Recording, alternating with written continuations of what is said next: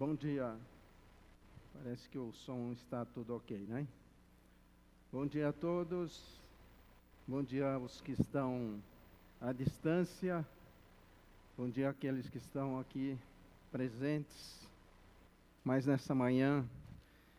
E como foi dito pelo louvor, nós temos que estarmos preparados, porque nós não sabemos quando Ele vai voltar. E pelos sinais dos tempos, eu acho que não vai demorar muito, não é mesmo? Hoje, a minha reflexão é sobre conflitos. Conflitos é uma coisa que nos persegue em todos os dias. E eu vou falar sobre conflitos porque nós estamos chegando agora no Natal e a gente fica com o coração mais amolecido, não é mesmo? E quando a gente fica próximo ao Natal, nós queremos abraçar as pessoas. E esse ano vai ser mais difícil. Eu acho que cada um vai ficar meio distante na sua família. Mas é um momento de reflexão para que a gente possa pensar sobre os nossos conflitos. E muitos dos conflitos que não são resolvidos ou ainda não foram resolvidos. Eu acho que todos nós temos conflitos ainda que não foram resolvidos. Por que eu digo isso? Porque é um momento de reconciliação, agora que vem o Natal, que a gente comemora e fala, é o príncipe da paz. Nós vamos comemorar o nascimento do príncipe da paz. E se ele é o príncipe da paz, nós nos devemos realmente tirar ou desvestir dos nossos conflitos. O que é um conflito? É uma palavra que logo a gente vai perguntar. E falando de uma maneira simples, eu diria que é aquilo que ultrapassa os interesses das partes envolvidas. Ou seja, eu tenho interesse, o outro tem um outro, e o nosso interesse não se casa, vai além daquilo que eu quero, e aquele que é o meu oponente também quer além do mais. E isso leva ao conflito. E nós temos conflito desde que a gente acorda de manhã, não é isso? Eu acho que quem veio aqui de manhã, acordou e perguntou, bom, com que camisa eu vou vestir? É um pequeno conflito. Se é moça, vai falar, olha, a minha roupa tem que combinar com a bolsa. E assim a gente tem conflitos desde que acorda. É uma coisa incrível, mas nós somos seres que vivem em conflito. Então ele é universal. Ele pode ser intrapessoal. Eu posso ter conflito comigo mesmo. Eu sou um indivíduo complicado, né? Tudo me complica. Eu sou um indivíduo que vive em conflito. Eu posso ter conflito também com trabalho, no meu trabalho. Posso ter conflito em casa. Esposa, filhos. Todos os dias nós temos conflitos. Nós temos conflitos vizinhos. Conflitos na igreja. Por que não? Aqui é um lugar, não digo aqui a nossa igreja, mas eu diria a igreja como um todo é um lugar de muito conflito. Parece que não, mas é um lugar que tem muitos conflitos. Por quê? Porque na igreja a gente, quando tem conflito, você diz assim, irmão, vai lá, vamos fazer uma oraçãozinha e passa. Só que muitas vezes o indivíduo fica com aquilo na cabeça martelando.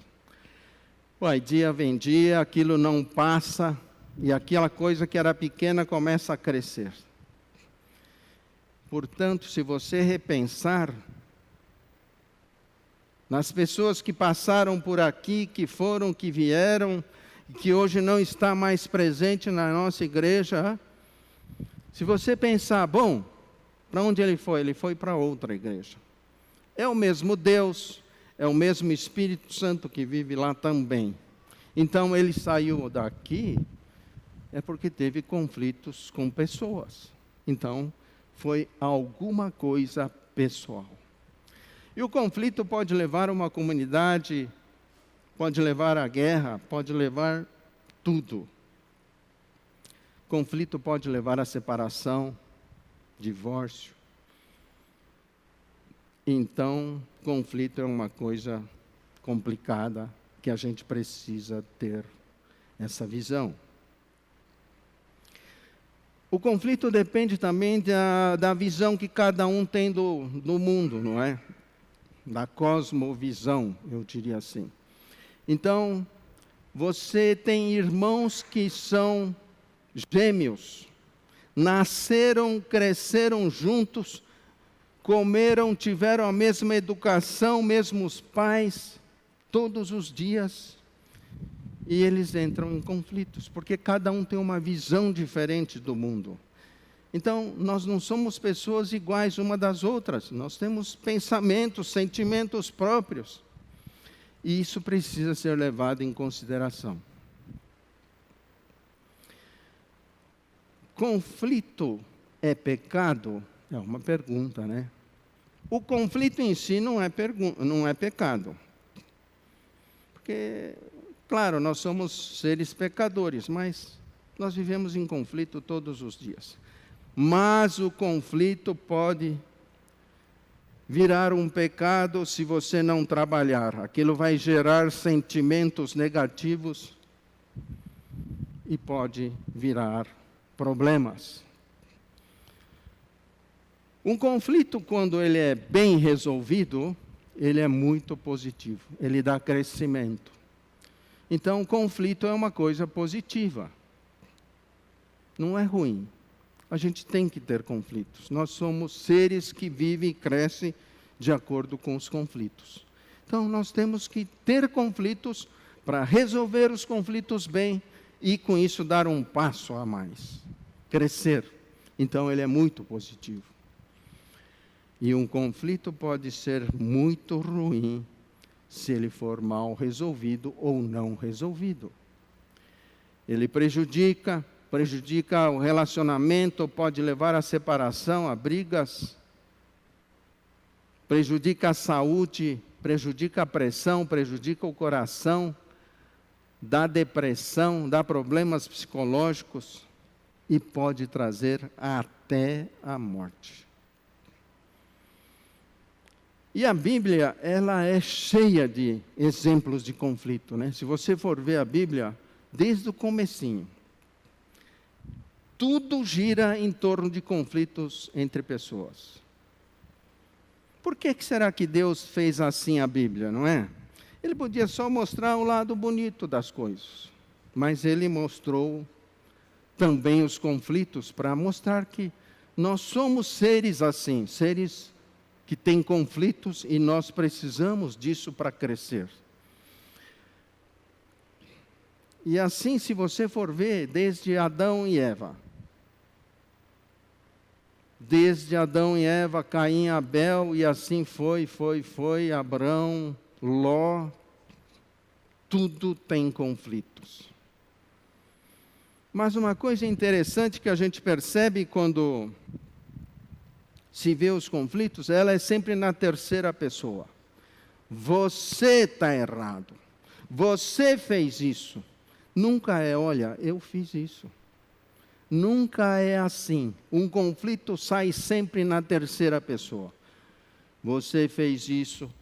Quando Eva foi confrontada, ela disse, não, mas foi a serpente que me tentou. Foi ele ali, ó.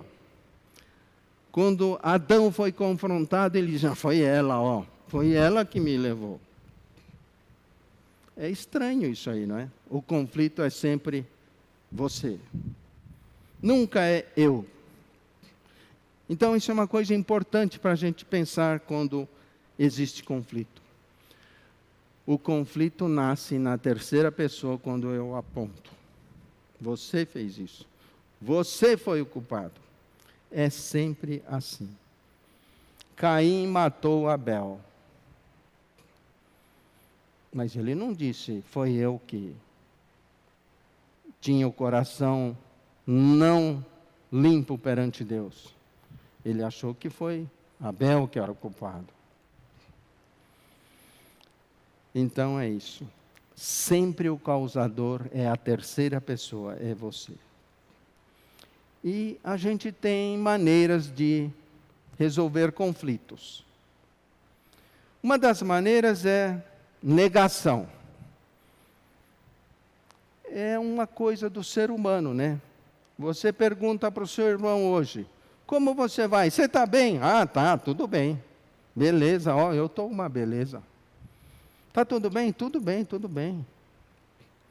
Mas por dentro você está ali que nem uma pilha, não é?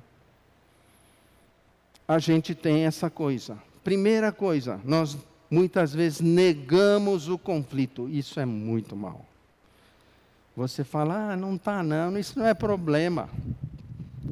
O problema às vezes é pequeno hoje. Amanhã ele cresce, cresce, cresce, vai rolando que nem a bola de neve. Então o conflito, ele não pode ser negado em princípio. A outra coisa é fuga. Eu fujo do conflito. Então muitas vezes a gente vê aquelas brigas de casal, né? Não resolve. Ah, eu vou para a casa da minha mãe então. Vou pegar minhas coisas e vou para a casa da minha mãe, não quero nem saber. É a fuga. Nós fugimos do problema. Negação, fuga, isso pode levar até as vias de fato. Agressão, suicídio, homicídio.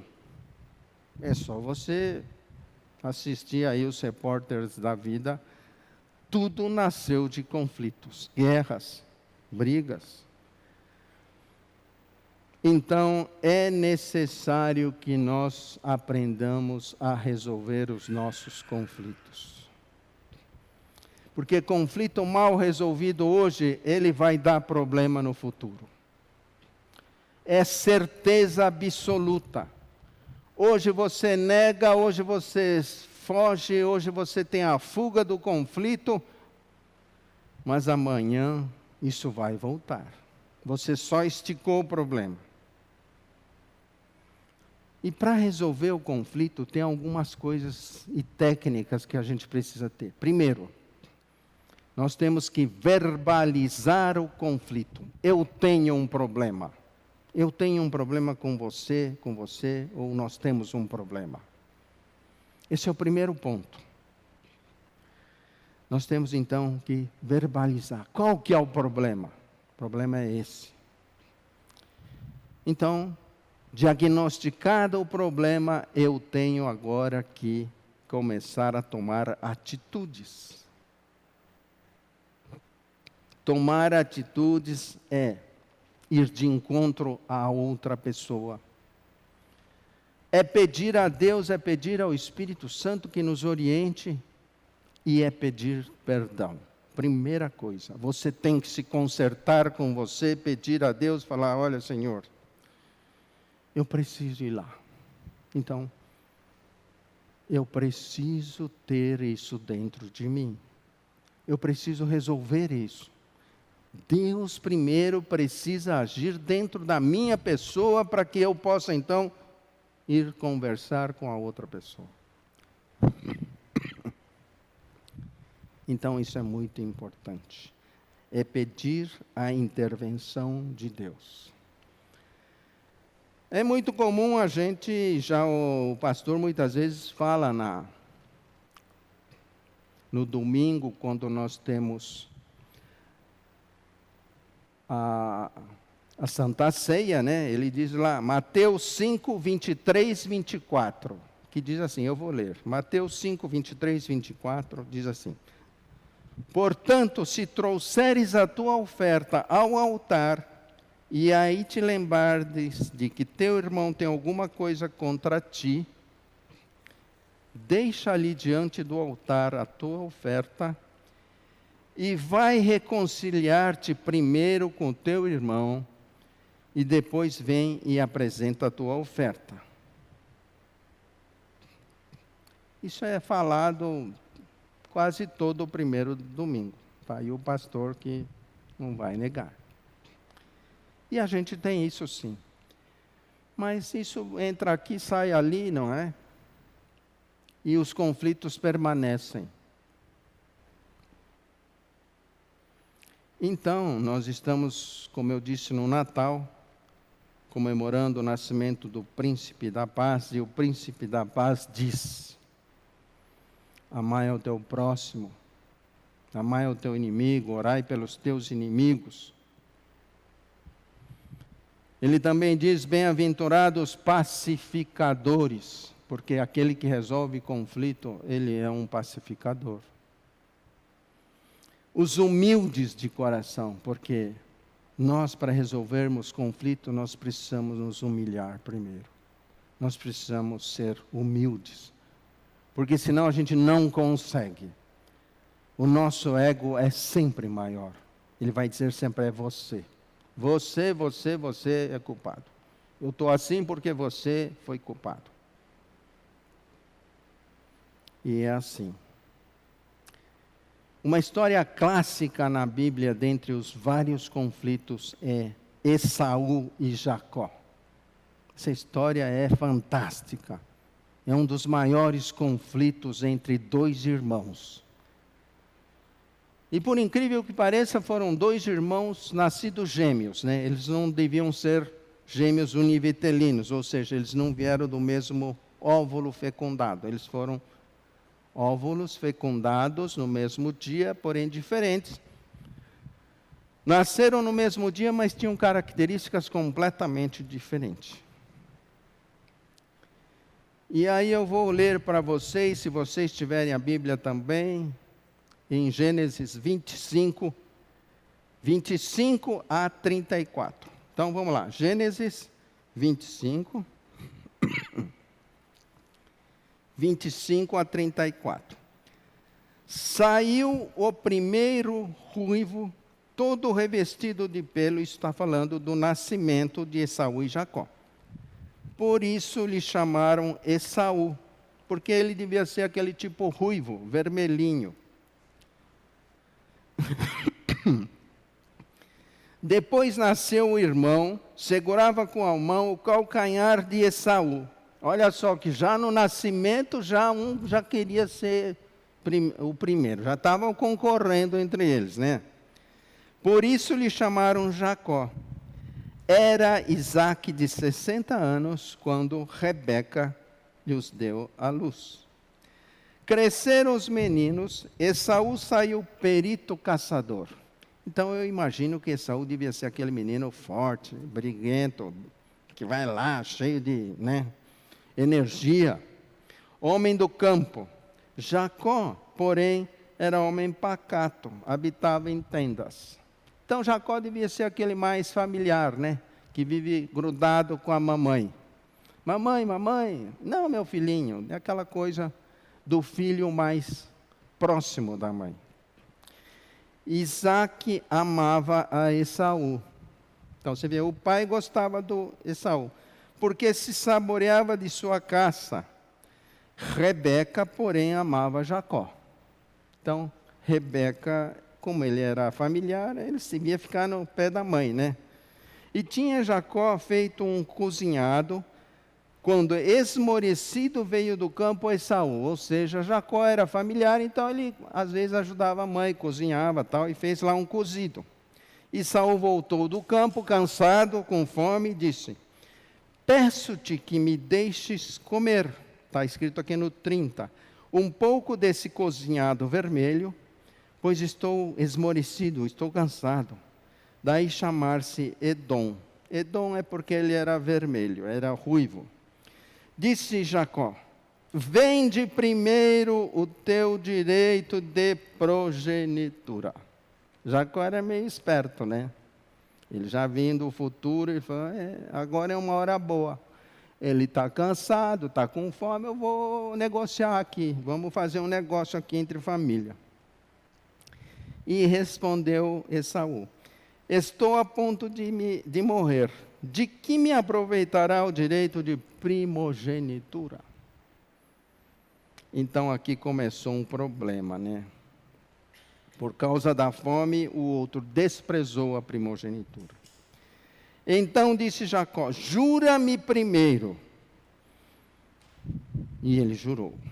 E vendeu o seu direito de primogenitura a Jacó. Deu, pois, Jacó a Esaú pão e o cozinhado de lentilhas. Ele comeu, bebeu, levantou e saiu. Assim desprezou Esaú o direito de primogenitura. Naquele tempo, a primogenitura era importantíssimo, porque ele era o que levava toda a riqueza da família. Então, Esaú não quis nem saber, né? Isso é importante que fique gravado aqui. Isso também, família japonesa, a cultura japonesa é primogênito, né? Ele leva quase tudo ou mais da metade dos benefícios da família. Bom, e aí cresceram. Então, aconteceu isso deve ser marcado e está escrito, porque Esaú desprezou a primogenitura. E aí começou um dos maiores conflitos na Bíblia. E eu vou ler aqui também, vou ter que ler, vai ser meio longo, mas é importante. Gênesis 27, de 1 a 35. Eu vou ler e vou fazer uns pequenos comentários durante a leitura, para a gente não ficar prolongando muito. Vai esticar um pouco aqui a reflexão, mas vocês tenham paciência. Então, aí continuou Jacó e Esaú, lá no dia a dia e tal. No 27 diz assim, Gênesis 27, 1. Tendo-se envelhecido Isaque, e já não podendo ver, ele já tinha visão meio ruim, porque os olhos se lhe enfraqueceram, chamou a Esaú, seu filho mais velho, e lhe disse: meu filho, respondeu ele, aqui estou. Esaú disse: aqui estou. Disse-lhe o pai Isaque: estou velho e não sei o dia da minha morte. Agora, pois, toma as tuas armas, a tua aljava e o teu arco, sai ao campo e apanha para mim alguma caça. E faze-me uma comida saborosa, como eu sempre apreciei, como eu aprecio. E traze-me para que eu coma e te abençoe antes que eu morra. Aqui começa um negócio em família aqui, né? Rebeca, nós temos a nossa Rebeca aqui também, né, Rebeca? Imagina, Rebeca e Isaque eram pessoas abençoados, escolhidos por Deus. Se você for ver na história, eles eram assim, pessoas abençoadíssimas. Mas veja o que Rebeca estava lá escutando.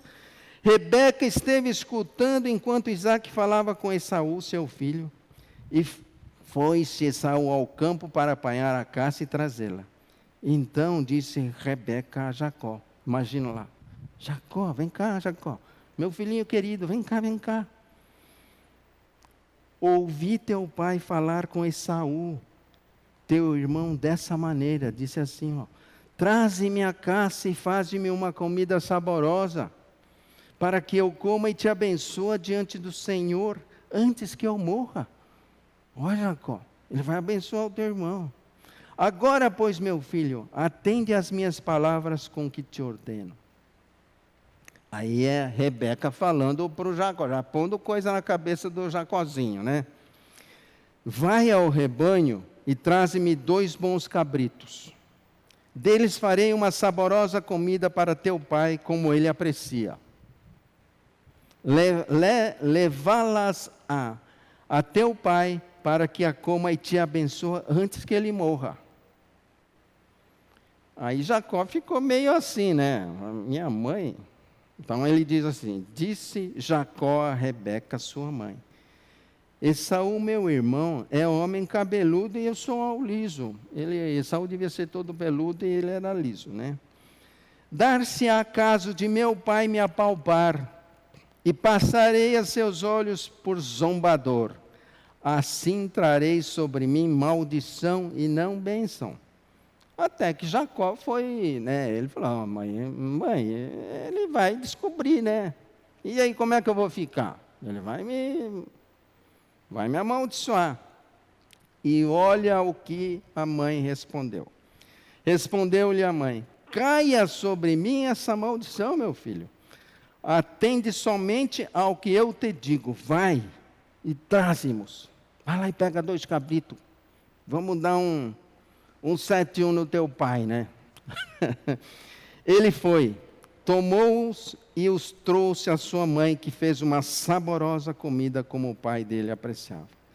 Depois tomou Rebeca a melhor roupa de Saul. Olha só, seu filho mais velho, roupa que tinha consigo em casa, e vestiu a Jacó.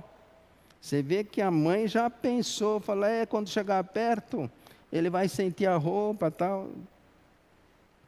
E com a pele dos cabritos, cobriu-lhe as mãos e a lisura do pescoço. Olha o que ela foi fazer. Então entregou a Jacó, seu filho, a comida saborosa e o pão que havia preparado. Então fez, além da comida, fez um pão. Delicioso, né? Jacó foi a seu pai e disse: meu pai.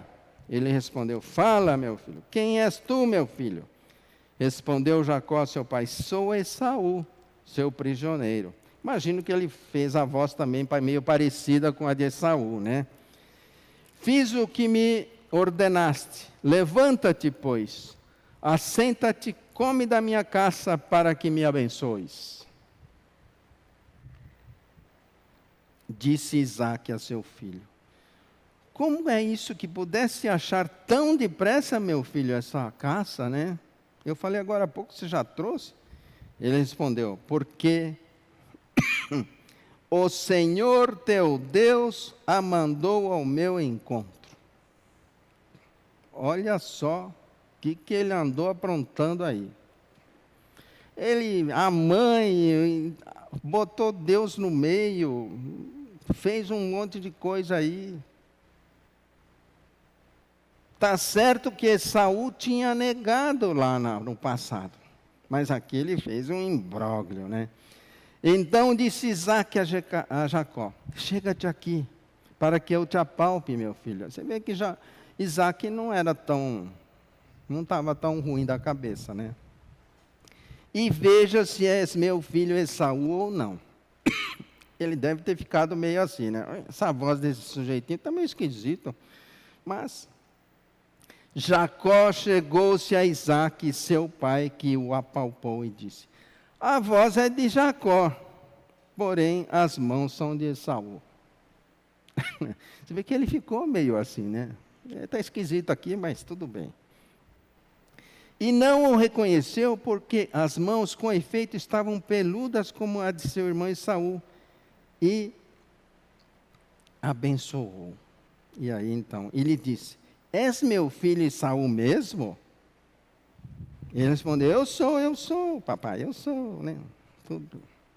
Então disse: chega isso para perto de mim, para que eu te coma da caça de meu filho, para que eu te abençoe. Chegou-lhe e ele comeu. Trouxe-lhe também vinho e ele bebeu. Olha só como Jacó foi esperto, e a mãe também, né? Fez a comida, fez um pão delicioso, ainda trouxe vinho para amansar as coisas aí. E ele bebeu. Então lhe disse Isaque, seu pai: chega-te e dá-me um beijo, meu filho. E se chegou e o beijou. Então o pai aspirou o cheiro da roupa dele. Você vê? Isaque estava meio assim, mas ele falou: bom, eu palpei, eu vi que a voz era meio assim, a comida é boa. Ele fala: é o meu filho, eu palpei. E o cheiro, o cheiro da roupa é do Esaú. É o Esaú mesmo. Eis que o cheiro de meu filho é como o cheiro do campo, que o Senhor abençoou. Deus te dê do orvalho do céu e da exuberância da terra, e fartura de trigo e de mosto. Aqui ele está abençoando. Sirvam-te povos, nações te reverenciem. Sê senhor de seus irmãos, e os filhos de tua mãe se encurvem a ti. Maldito seja o que te amaldiçoar, e abençoado o que te abençoar. Ele abençoou. Mal acabara Isaque, no 30, mal acabara Isaque de abençoar a Jacó, tendo este saído da presença de Isaque, seu pai, chega Esaú, seu irmão da caçada. Aí vai começar vai dar problema, né? E fez também ele uma comida saborosa e trouxe a seu pai. Ele disse: levanta-te, meu pai, e come da caça de teu filho, para que me abençoes. Aí perguntou-lhe Isaque, seu pai: mas quem és tu? Sou Esaú, seu filho, o teu primogênito. Ele respondeu. Então estremeceu Isaque de violenta comoção e disse: quem é, pois, aquele que apanhou a caça e me trouxe? Agora há pouco, eu comi de tudo, antes que viesse, e o abençoei, e ele será abençoado. Como ouvisse Esaú tais palavras de seu pai, bradou com profundo amargor, e lhe disse: abençoa-me também a mim, meu pai. Aí Isaque disse, respondeu-lhe o pai Isaque: veio teu irmão astuciosamente e tomou a sua bênção. E eu vou parar por aqui. Então, vocês veem que aconteceu aí o problema. Aí deu o conflito. Aí realmente Esaú já saiu que nem um... E na sequência, se vocês forem ver, deu um problema na família, né? A família rachou, vamos dizer assim. A mãe de um lado, o pai do outro, Esaú, Jacó, aquela brigaiada, eu imagino, não está escrito aqui, mas... E com isso, os pais, Isaque e Rebeca, falou para Jacó: para dar problema, você vai embora. Vai lá para os parentes da Rebeca, tem o seu tio lá, você trabalha lá, vai lá e casa com... Deve ter uma pessoa boa, você vai lá e casa e vai fazer a sua vida para lá. E foi então, Jacó passou, foi trabalhar lá para Labão, que é um outro capítulo, nossa, vocês podem continuar lendo depois, é muito linda a história. E Jacó foi para lá, casou enganado, trabalhou 7 anos, casou com a primeira esposa, depois ele pensou que ia casar com a outra, não era a que ele queria. Trabalhou mais 7 anos, aí casou-se com quem ele gostaria de casar realmente. Mas mesmo assim o seu tio não deixou ele sair e falou: não, você vai trabalhar mais aqui, enganou ele, fez um monte de coisa. Por que será que aconteceu isso na vida de Jacó? Isso tudo porque Deus permitiu que isso acontecesse, mas fez com que ele passasse todo esse problema lá junto do seu tio. Ele ficou rico, teve filhos, casou e ficou riquíssimo, Jacó. Mas ele tinha essa coisa dentro. Demorou 20 anos para que ele pudesse, então, ter essa consciência. E eu vou dizer o que não está escrito, mas vou fazer um comentário. Então, nesses 20 anos, Esaú e Jacó se separaram. Saíram de casa. Isaque e Rebeca, os pais, eles não viram os filhos crescerem nesses 20 anos, não tiveram contato. Então você imagina, 20 anos, por causa desse problema, 20 anos. E uma coisa maior ainda, Rebeca veio a falecer durante os anos que os filhos estiveram separados. Olha só que drama que foi. Arrebentou a família, separou, deu briga, foi cada um para o seu lado. Esaú e Jacó não se falavam, os pais não falavam com suas mães e tal. A mãe veio a falecer, nenhum dos filhos estava presente. E nesse tempo, Deus colocou no coração de Jacó que era necessário ele reconciliar. Aí entra então o terceiro capítulo, né? Houve um problema, houve a fuga do problema, eles não quiseram se entender, cada um fugiu para um lado, isso é fuga. Às vezes a fuga é bom, porque vai que na hora um está tão nervoso que poderia eventualmente Esaú fazer uma coisa ali, pegar ele, bater, estrangular, sei lá. Então fugiu. Então às vezes a fuga é necessária. Mas imagine o que aconteceu durante 20 anos.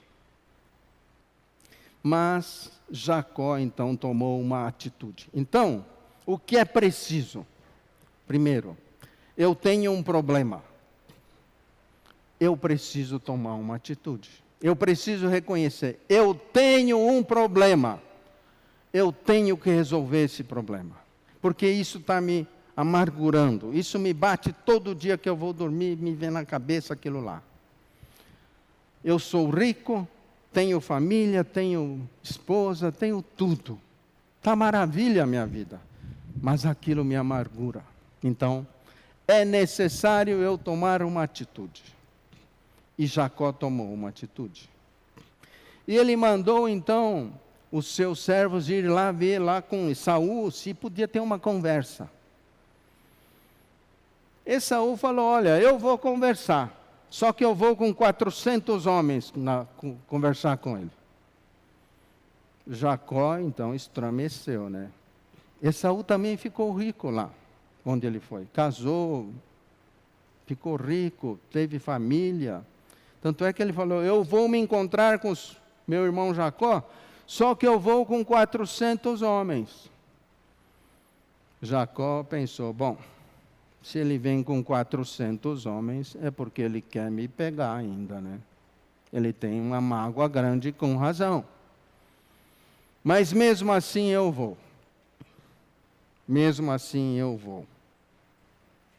Olha aí, tomou uma atitude, falou, eu vou lá conversar com ele. E o que ele fez? Ele falou, olha, eu ia levar um monte de presentes e tal, mas vou fazer 2 grupos. A minha família divide, um grupo vai por aqui, outro vai por ali. Quando chegar aos 400, se ele for me pegar e matar a gente, uma parte da família vai ficar salva. Você vê que até nessas horas Jacó era esperto, né? Ele tinha o plano B dele. Mas ele disse, mas eu vou falar. Posto isso, ele foi falar com Esaú. E ele nessa caminhada, ele disse a Deus, Senhor, eu quando vim de lá fugido, eu vim eu e meu cajado. Hoje eu volto com família, filhos, riqueza. Estou voltando todo esse grupo inteiro. E ele agradece realmente a Deus. Então, essa é o valor de Jacó. Jacó, ele era esperto, mas ele tinha o coração voltado para Deus, né? Ele chegou à conclusão que precisa, ele pediu perdão, ele falou, eu vou conversar com meu irmão. E nessa noite, quando ele estava a caminho, ele tinha que passar por um vale chamado do rio Jaboque. Esse rio, ele desemboca no Jordão, a mais ou menos 40 quilômetros antes do Jordão entrar no Mar Morto. Então, é ali naquela divisão, nessa noite, Jacó tem uma batalha. porque ele precisa ser transformado. E nessa noite, diz a palavra que ele luta com o anjo. Ele falou: se você não me abençoar, eu não vou te largar. Eu quero ser transformado. Eu não quero ser mais o Jacó que eu era antes. E nessa luta ele não deixava o anjo sair. Tanto é que só quando o anjo tocou, diz a palavra que tocou na coxa dele, deslocou a coxa dele, ele teve uma dor violenta, eu imagino, e ele largou. E nesse momento o anjo disse: você não será mais Jacó, o usurpador.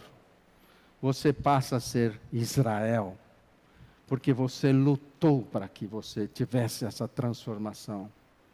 Então, ele tomou uma atitude, foi atrás, se transformou. Então, isso que é preciso. É preciso que eu me transforme antes de eu ir conversar com o meu oponente.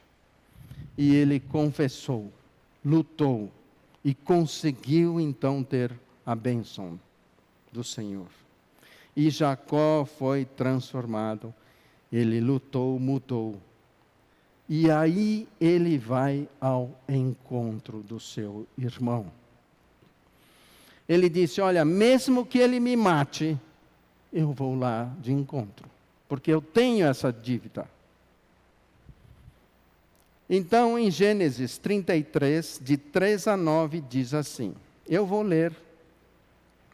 Então Jacó vai caminhando, e ele mesmo passou adiante deles e viu lá Esaú. Inclinou-se à terra 7 vezes, pediu perdão para Esaú.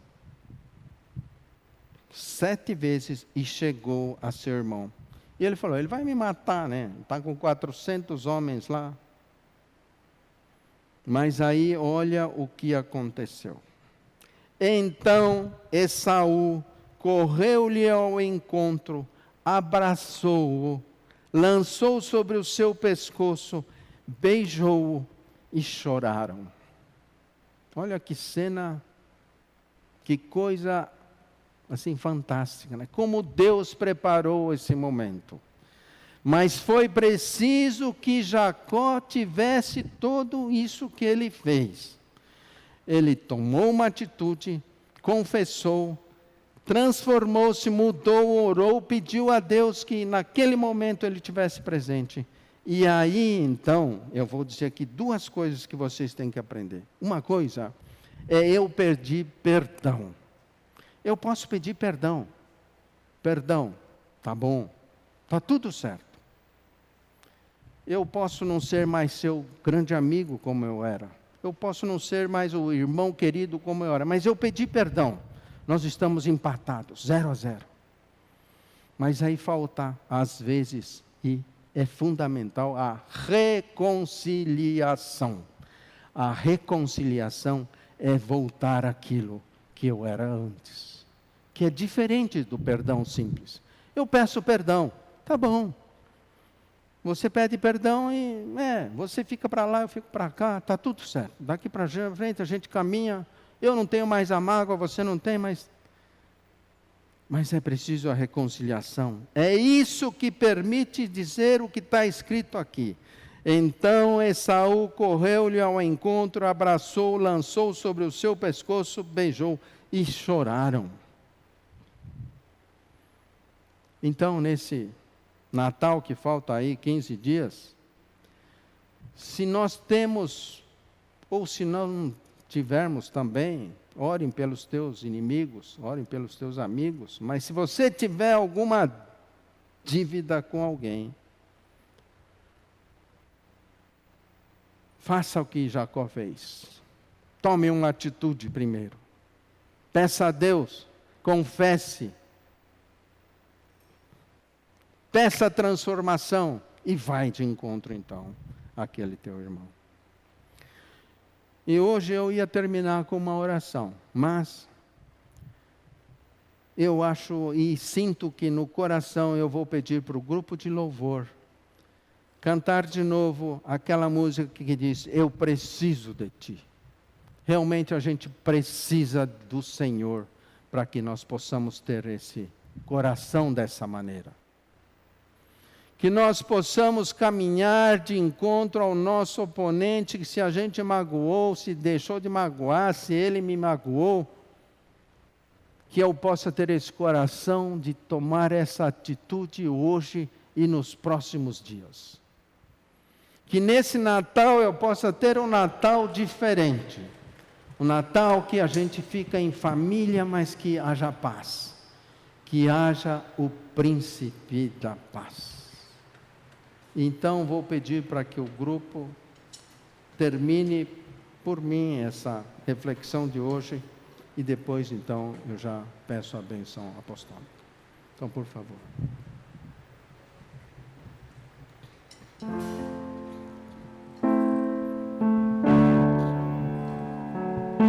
Vamos ficar em pé?